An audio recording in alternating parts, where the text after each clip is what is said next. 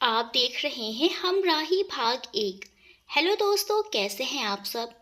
आज हम आपके सामने पेश करने जा रहे हैं हमारी आज की मज़ेदार प्यारी मासूम सी कहानी हम राही। तो आइए बिना देरी किए चलते हैं कहानी की ओर। नितिन ऑफिस से दोपहर में घर खाना खाने आया और उसकी नज़र सामने वाले घर पर गई। वो घर करीब साल भर से बंद था। उस घर के मकान मालिक पहले रहते थे यहाँ। उनके दो बच्चे थे, दोनों लगभग नितिन की उम्र के थे। लेकिन करीब एक साल पहले वो अंकल का ट्रांसफर दिल्ली हो गया और वो लोग वहाँ से चले गए। तब से ये घर खाली पड़ा था। नितिन ने 4 साल पहले बैंगलोर से एक अच्छे कॉलेज से एमबीए किया था और एक साल नौकरी करने के बाद खुद का बिजनेस करने का विचार किया। अपने एक दोस्त विनय के साथ मिलकर ये कंपनी किड्स फैशन शुरू की। दोनों दोस्तों ने एमबीए भी साथ किया और अब पार्टनरशिप में कंपनी खोली है। नितिन ने खुद अपनी मेहनत से बच्चों के कपड़े बनाने की ये छोटी सी कंपनी शुरू की है, जो धीरे धीरे बाजार में अपनी पहचान बना रही है और ग्रोथ कर रही है। उसके घर में मम्मी मोना शाह, पापा मनीष शाह, दादू प्रकाश शाह और एक छोटी बहन रुचि शाह है। उसके पापा एक फाइनेंस कंपनी में जॉब करते हैं, लेकिन अब नितिन उनको अपने साथ अपनी कंपनी में लगाना चाहता है। पापा के रिटायरमेंट में 3 साल बचे हैं, इसलिए वो नौकरी के साथ नितिन को भी बिजनेस में मदद करते हैं। माँ मोना हाउसवाइफ है और रुचि अभी कॉलेज में है। वो इंजीनियरिंग के दूसरे वर्ष में है। दादी का स्वर्गवास 10 साल पहले हो गया। दादू रिटायर हो गए हैं। वो अपनी उम्र के दोस्तों के साथ सुबह योगा और शाम को उनके साथ पार्क में गपशप करते हैं।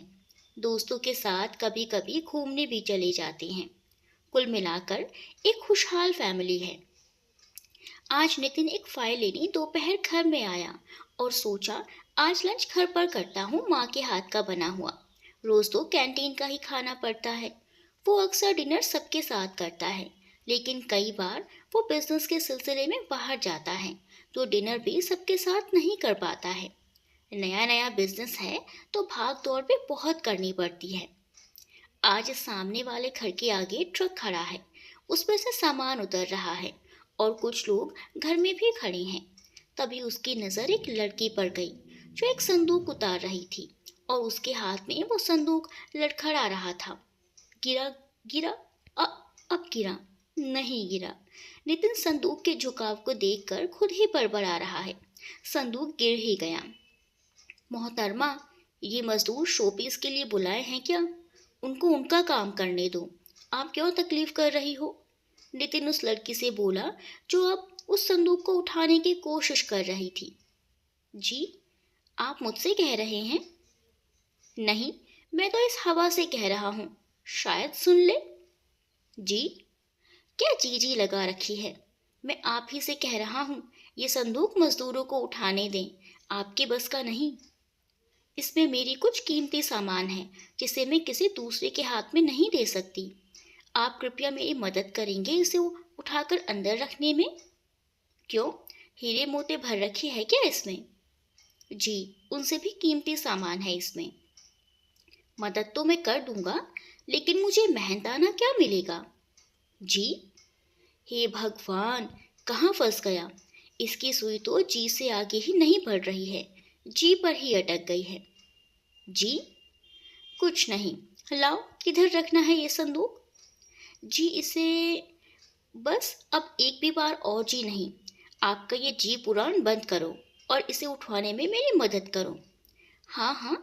नितिन उस लड़की के साथ मिलकर उस संदूक को अंदर घर में रख देता है।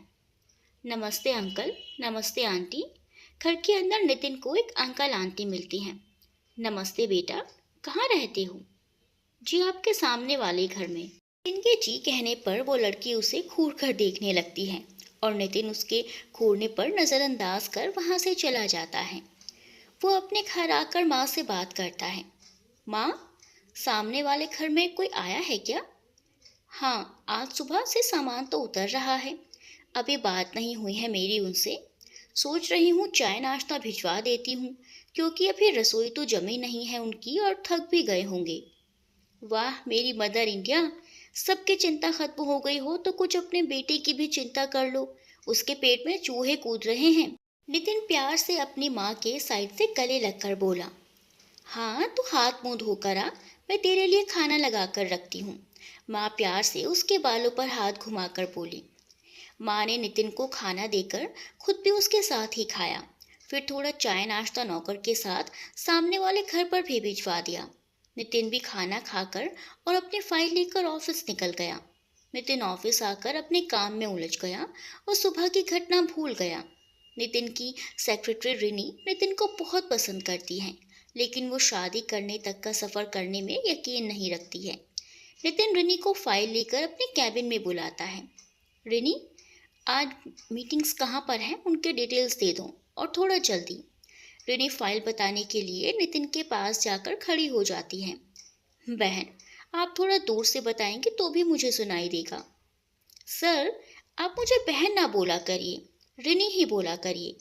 बहन जी, आप अपने लिमिट में रहेगी तो मुझे बहन बोलने की ज़रूरत नहीं है। एचआर में इन्फॉर्म करो कि एक सीए उम्मीदवार के लिए इंटरव्यू अरेंज करे। हमारे पुराने सीए नौकरी छोड़ रहे हैं, अपने बेटे के साथ रहने जा रहे हैं। अब जाओ और काम पर लगो। रिनी मुंह बनाकर निकल जाती है। अपने आप को समझता क्या है, अच्छे अच्छे मुझसे बात करने को तरसते हैं, लेकिन हाय, मेरा दिल इस घमंडी पर आ गया है। सोनिया सुन, क्या मैं खराब दिखती हूँ क्या, सुंदर नहीं हूँ क्या? रिनी अपने दोस्त सोनिया से पूछती है। तू तो लाखों में एक है, क्यों, क्या हो गया? अरे, वो घमंडी मुझे बहन जी बोलता है, मुझ पर नजर ही नहीं डालता। वो हमारे बॉस हैं, उनके बारे में ऐसे मत बोल। और वैसे भी वो ऑफिस स्टाफ के साथ प्रेम कहानियां चलाएंगे तो ऑफिस का माहौल कैसा हो जाएगा। लेकिन मैं मेरे दिल का क्या करूं, वो उसके घुंघराले बालों में ही अटक गया है। तो अपने दिल से बोल, उन बालों से जुए निकाल ले। नितिन एक बहुत ही हैंडसम बंदा है। घुंघराने खले बाल, ऊंचा कद, जिम में मेहनत से बनाया हुआ कसरती बदन, गोरा रंग और चेहरे पर हल्की सी दाढ़ी। कॉलेज में भी लड़कियां उसके साथ दोस्ती करने को ललायत रहती, लेकिन वो एक हद से ज़्यादा किसी से बात नहीं करता और कोई ज़्यादा पास आने की कोशिश करती तो वो उसे बहन बोलकर दूर कर देता। पूरा दिन ऑफिस में बिताकर नितिन शाम को घर जाता है। उसकी नज़र सामने वाले घर पर जाती है। वहाँ वो सुबह वाली लड़की को लॉन में बैठे देखता है। उसकी नज़रें कहीं शून्य में देख रही होती हैं। ऐसा लगता है वो कहीं विचारों में खोई है, आसपास का कुछ पता नहीं है उसे। उसके चेहरे पर एक उदासी छाई है। उस उदासी में मासूमियत मिली है, एकदम मासूम चेहरा। नितिन एकटक उसे देखता रह जाता है। लंबी कमानदार भौहें, दूध में केसर घुला हो ऐसा रंग, काले लंबे बाल जो कमर तक आ रहे थे, गोल अंडाकार चेहरा और काली गहरी उदासी लिए हुए उसकी आंखें। उसके बाल उड़ उड़ कर उसके चेहरे पर आ रहे हैं, लेकिन वो अपने ख्यालों में इतनी गुम है कि उसे कुछ होश ही नहीं है। तभी उस लड़की को किसी की नज़रें अपने ऊपर होने का एहसास होता है और वो नितिन की तरफ देखती है। नितिन घबरा कर नज़रें दूसरी तरफ कर लेता है।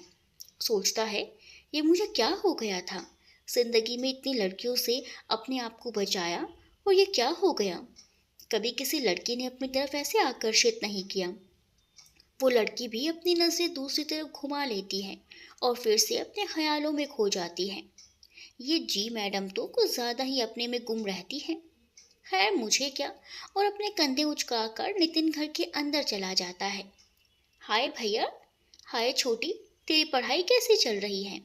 एकदम दौड़ रही है, अगले महीने एग्जाम्स हैं। पास होने के आसार हैं या नहीं? दिन भर तो मोबाइल और दोस्तों में लगी रहती है, दो दो घंटों तक दोस्तों से बातें करती रहती है। भैया, आपने जैसा समझा है क्या? दोस्तों से तो पढ़ाई की बातें करती हूँ। छोटी, ये जो तू मुझे समझा रही है ना, वो जब मैं कॉलेज में था ना, तब माँ पापा को बहुत समझा चुका हूँ। कुछ नया बहाना ढूंढ। अरे, तुम दोनों जब भी मिलती हो लड़ना शुरू हो जाते हो। माँ उन दोनों की बहस सुनकर कहती है, माँ भैया से बोलो, वो हमेशा मुझे चिढ़ाते रहते हैं। चलो अब कोई बहस नहीं, अब खाना खाओ बैठकर। नितिन की नज़र खिड़की से सामने जाती है तो देखता है सुबह वाली लड़की अभी भी लॉन में बैठी है और शून्य में देख रही है। ठंड भी धीरे धीरे बढ़ रही है, लेकिन वो सबसे बेखबर होकर अपने ही ख्यालों में गुम कुछ सोच रही है। अगले दिन सुबह नाश्ते के बाद सब अपने अपने काम पर निकल गए। नितिन और उसके पापा ऑफिस, दादू अपने एक दोस्त के यहाँ और रुचि अपने कॉलेज। मोना जी घर की साफ सफाई में लग गई। तभी दरवाजे की घंटी बजी। उन्होंने दरवाजा खोला तो सामने वाली पड़ोसन खड़ी थी। उनको अंदर बुलाया। दोनों बातचीत में लग गई और उन्होंने अपने परिवार का परिचय दिया। उनके परिवार में वो खुद सीमा जी, उनके पति अजय मिश्रा और उनकी बेटी काव्या है। मोना जी ने पूछा कि उनकी बेटी क्या करती है और उसे क्यों साथ नहीं लाई। तब सीमा जी ने उसके बारे में बताया कि वो शादीशुदा है, लेकिन उसकी जिंदगी में खुशियां आकर भी चली गई हैं। वो कहीं आती जाती नहीं है और ना ही किसी से मिलना पसंद करती है। ऐसा क्यों? मोना जी ने पूछा। तब सीमा जी ने काव्या के बारे में बताया। काव्या और उसके पति शशांक दोनों शादी से पहले एक ही ऑफिस में काम करते थे। दोनों ही बहुत अच्छी दोस्ती थी। धीरे धीरे वो दोस्ती प्यार में बदल गई। दोनों हमेशा साथ साथ रहते थे। शशांक बहुत अच्छा लड़का था, व्यवहार का बहुत अच्छा था, संस्कारी और समझदार लड़का था, दिखने में भी बहुत अच्छा था। जब घर में काव्या की शादी की चर्चा चली और उसके लिए लड़के देखने लगे, तो काव्या ने शशांक के बारे में बताया। उन लोगों में शशांक के बारे में खोजबीन करवाई। शशांक का परिवार उनकी तरह ही मध्य वर्गीय था, छोटा सा परिवार था। शशांक के परिवार में उसके पापा सुशील वर्मा, जो एक सरकारी अधिकारी थे, एक बड़ा भाई जो शादीशुदा था, वो भी अच्छी नौकरी में था। उसकी माँ और भाभी हाउसवाइफ थी। काफी अच्छे लोग थे, व्यवहार भी उनका बहुत अच्छा था। उधर शशांक ने भी अपने घर में काव्या के बारे में बताया। वो लोग भी काव्या के परिवार से मिले, काव्या से मिले। उन सभी लोगों को शशांक और काव्या की जोड़ी एकदम सही लगी। वो सभी लोग एक दूसरे के परिवार से संतुष्ट हो गए। कुछ दिनों बाद दोनों का विवाह कर दिया। विवाह के बाद काव्या के ससुराल में सभी लोग काव्या से बहुत प्यार करते थे। जेठ ने उसके जीवन में भाई की कमी पूरी कर दी थी। जेठानी तो उसकी सहेली और बड़ी बहन जैसी हो गई। सास ससुर भी उसे बेटे की तरह ही रखते और सास तो उसकी दूसरी माँ ही हो गई थी। शशांक भी एक बेहतर जीवन साथी साबित हुआ। दोनों साथ में ऑफिस जाते और साथ में ही शाम को घर वापस आते। दोनों बहुत खुश थे। काव्या सुबह जितना हो सकता घर का काम कर कर जाती, बाकी काम उसकी सास और जेठानी संभाल लेती। शाम को वापस आती, जब तक भी उसकी सास और जेठानी शाम के खाने की पूरी तैयारी करके रखती। काव्या को सिर्फ रसोई साफ करने को रहता। काव्या बहुत खुश थी उसके घर में। वो सभी लोग भी काव्या से बहुत खुश थे। लेकिन कहते हैं ना कि खुशियों की उम्र बहुत कम होती है। ऐसा ही काव्या के साथ हुआ। उसकी खुशियों को भी नजर लग गई। दुख ने उसके घर का दरवाजा जो देख लिया। देखते देखते काव्या के विवाह को 1 साल हो गया। समय गुजरते पता ही नहीं चला। काव्या की शादी को 1 साल हुआ तो उसके सास ससुर ने कहा कि पूरा परिवार इस अवसर पर गांव में कुलदेवी के दर्शन कराते हैं। इस बात पर उनका परिवार जाने के लिए तैयार हो गया। सबने साथ ले जाने का सारा सामान पैक किया। साथ ले जाने के खाने पीने का सामान भी पैक कर लिया। पूरा परिवार खुशी खुशी सुबह जल्दी गांव के लिए निकल गया। शाम तक वो लोग गांव पहुंच गए। वहां उसके ससुर के भाई और दूसरे रिश्तेदार रहते थे। उसके ससुर का भी वहां घर था, जिसे उनके भाई ने साफ करवा कर रखा था। वो सभी लोग काव्या के परिवार से मिलकर बहुत खुश हुए। शाम का खाना साथ में खाकर उस दिन उन लोगों ने आराम किया। अगले दिन सुबह उसके ससुर जी ने भाई का परिवार और काव्या का परिवार सभी कुल देवी के दर्शन को गए। वहां सभी लोग दर्शन करते हैं।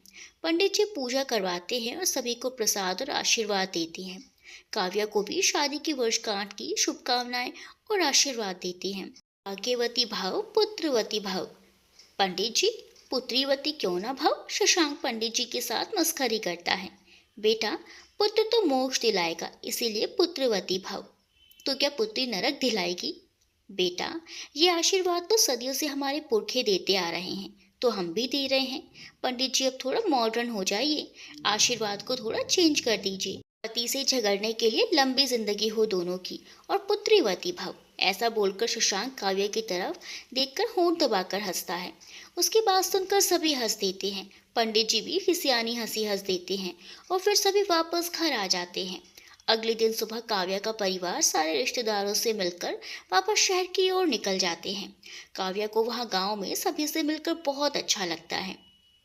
और वो सोचती है कि साल में एक बार तो वो सभी से मिलने गांव जरूर आएगी। सभी लोग पूरे रास्ते कार में हंसी मजाक करते हुए उनका सफर निकल जाता है। कार शशांक चला रहा था। जब कार शहर में प्रवेश करती है तभी पीछे से एक ट्रक तीव्र गति से आता है और शशांक की कार से टकरा जाता है।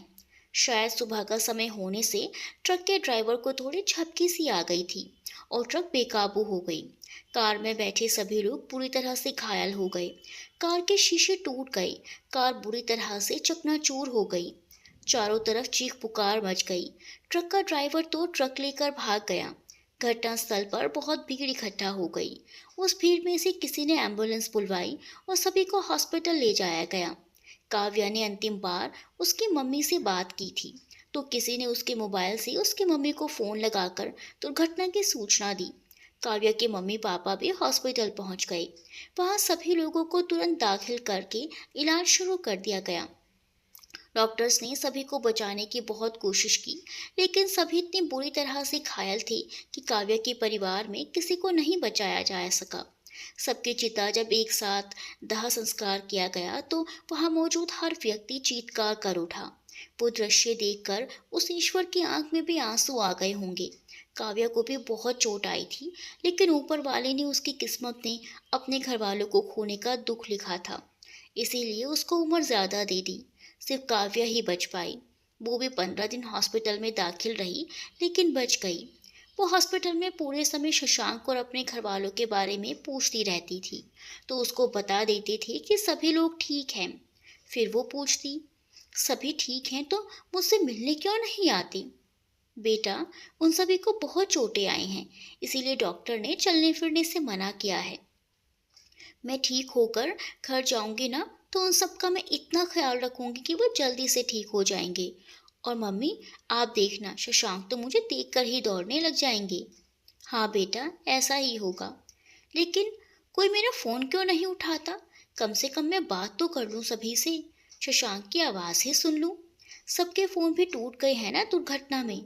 जब सब ठीक हो जाएंगे तो सब ठीक हो जाएगा। बहुत मुश्किल से काव्या को समझाया जाता था। जिस दिन काव्या हॉस्पिटल से डिस्चार्ज होकर आई, उसे सच्चाई पता चली तब उसे संभालना मुश्किल हो गया। वो इतना चीखी चिल्लाई कि उसके साथ आसमान भी रो दिया। वो बार बार मरने चली जाती, बार बार घर के बाहर निकल जाती मरने के लिए। उसे नींद के इंजेक्शन देकर सुलाया जाता।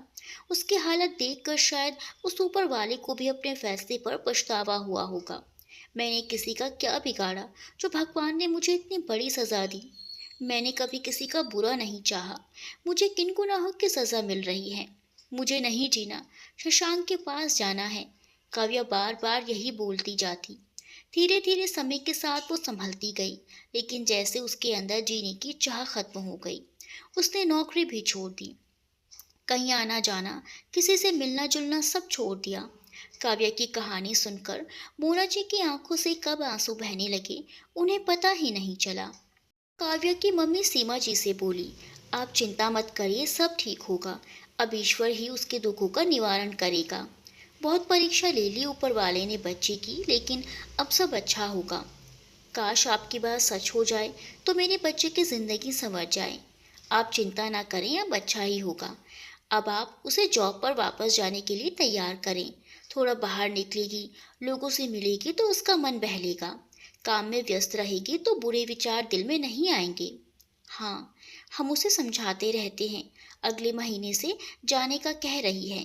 मोना जी उनके पूरे परिवार को अगले दिन डिनर का निमंत्रण देती हैं और काव्या को साथ में लाने पर जोर देती हैं, जिसे सीमा जी स्वीकार करते हुए कहती हैं कि वो काव्या को साथ लाने की पूरी कोशिश करेंगी। अगले दिन शाम को मोना जी के घर के लोग अपने अपने काम से घर आते हैं। आज तो खाने की बड़ी अच्छी खुशबू आ रही है, क्या खास बन रहा है?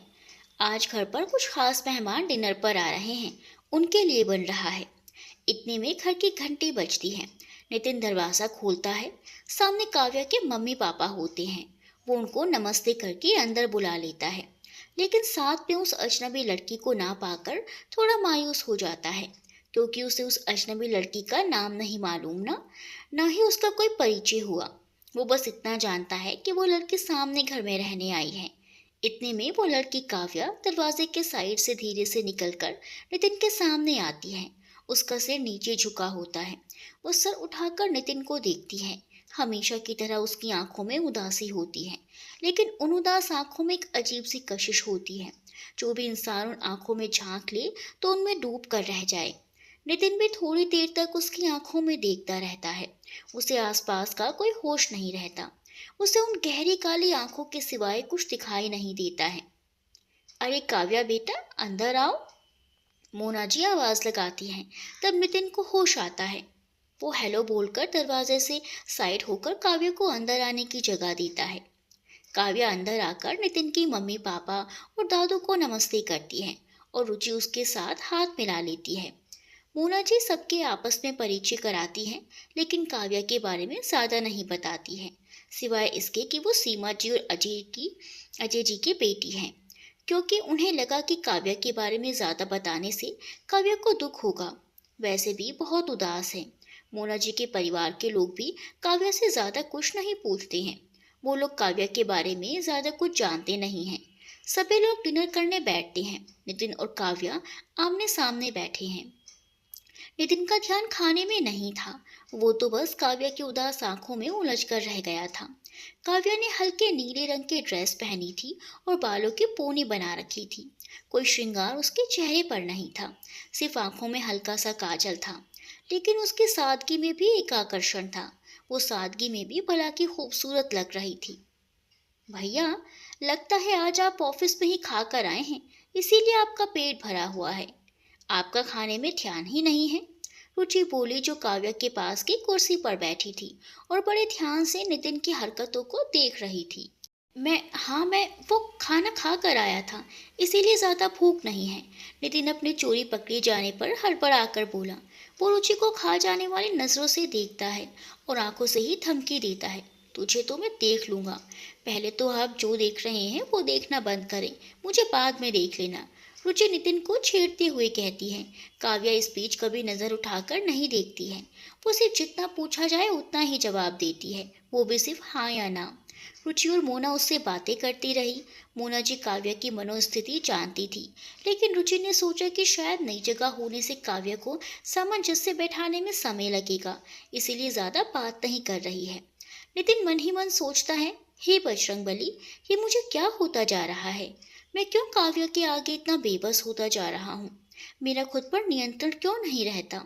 वो मेरे बारे में क्या सोचती होगी कि कितना टपोरी इंसान है, बस घूरना आता है। अब जब भी ये सामने आएगी मैं काला चश्मा लगा लूंगा। लेकिन रात में काला चश्मा कैसा लगेगा? मैं कैसा कार्टून दिखूंगा? हे पवन पुत्र, क्या करूं मैं? सभी हंसी खुशी डिनर खत्म करके वापस में विदा लेते हैं। काव्या भी सबसे मिलकर घर जाने लगती है। वो एक नज़र नितिन को देखकर हल्का सा मुस्कुरा देती है। ये देखकर नितिन की आंखें फट जाती हैं। उसकी भी बत्ती सी बाहर आ जाती है। अगले दिन नितिन ऑफिस जाता है। आज ऑफिस में नए सीए उम्मीदवार के चयन के लिए इंटरव्यू है। जब नितिन ऑफिस पहुंचता है तो वहां हॉल में कई उम्मीदवार इंटरव्यू के लिए इंतजार करते दिखाई देते हैं। उन्हीं में से एक कुर्सी पर हमेशा की तरह सिर नीचे किए हुए बैठी हुई काव्या दिखाई देती है। ये लड़की भी मेरे दिमाग में ऐसी बैठ गई है कि हर जगह नजर आ रही है, या ऑफिस में भी नजर आ रही है, और वो भी अपने अपने एक ही अंदाज में। कैसा नजरों का भ्रम है ये? और वो सर झटक कर कैबिन में चला जाता है। इंटरव्यू में पैनल में नितिन, उसका पार्टनर विनय और एक फाइनेंस मैनेजर होते हैं। एक के बाद एक उम्मीदवार आते हैं और इंटरव्यू देते हैं। अगला नाम पुकारा जाता है, काव्या वर्मा। ये सुनकर नितिन चौंक जाता है। काव्या तो मिश्रा है, जरूर कोई दूसरी काव्या होगी। लेकिन जो लड़की अंदर आती है उसे देखकर नितिन पूरी तरह से चौंक जाता है। अरे, ये तो वही काव्या है, लेकिन ये वर्मा और मिश्रा का क्या चक्कर है? वहीं काव्या भी नितिन को देखकर चौंक जाती है, क्योंकि उसे भी नहीं पता था कि ये कंपनी नितिन की है। लेकिन वो दोनों अपने आप को एकदम सामान्य बना लेते हैं। काव्या का इंटरव्यू होता है, जो कि वो पहले भी जॉब कर चुकी थी और उसे काम का अनुभव भी था, इसीलिए उसका इंटरव्यू बहुत अच्छा होता है। उसे फाइनेंस मैनेजर बोलता है कि वो रिजल्ट के बारे में उनको मेल कर देंगे। काव्या एक नज़र नितिन को देखती है और उठकर बाहर आ जाती है। नितिन अभी भी सोच रहा था कि ये हकीकत है या सपना। सभी उम्मीदवारों के इंटरव्यू हो जाते हैं। अंत में परिणाम में चयन में काव्या का किया जाता है, क्योंकि उसका इंटरव्यू भी अच्छा था और काम का अनुभव भी था। उसका रिकॉर्ड भी अच्छा था।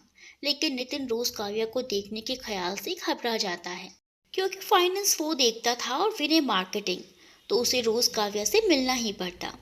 इतने सारे उम्मीदवारों ने अच्छे इंटरव्यू दिया है, उनमें से कोई चयनित कर लो। वो कविता और मितेश दोनों का भी तो रिकॉर्ड अच्छा है ना। लेकिन हमारी कंपनी के लिए जैसे योग्यता चाहिए और जो कंपनी की शर्तों पर पूरी उतरती है वो काव्या वर्मा ही है, विनय कहता है। मितेश या कविता दोनों में से एक को कर लिया जाए, वो दोनों भी योग्य हैं। क्यों, तुझे काव्या वर्मा से क्या प्रॉब्लम है? कोई निजी दुश्मनी है या तुझे डेट से मना कर दिया है, या फिर तुझे घास नहीं डाली थी कॉलेज में? लेकिन वो तो अपने कॉलेज में थी ही नहीं। विनय नितिन को अजीब नजरों से घूरते हुए पूछता है। अरे क्या यार, तू भी घास बकरी डेट लेकर बैठ गया? तो क्या बात है, तू बता। जब काव्या कंपनी के लिए एकदम सही उम्मीदवार है, तो अब तू क्यों मना कर रहा है? कोई उचित कारण तो बता। मैं इसलिए कह रहा था। हाँ, तो अब बकरी की तरह आराम से मैं करता रहे।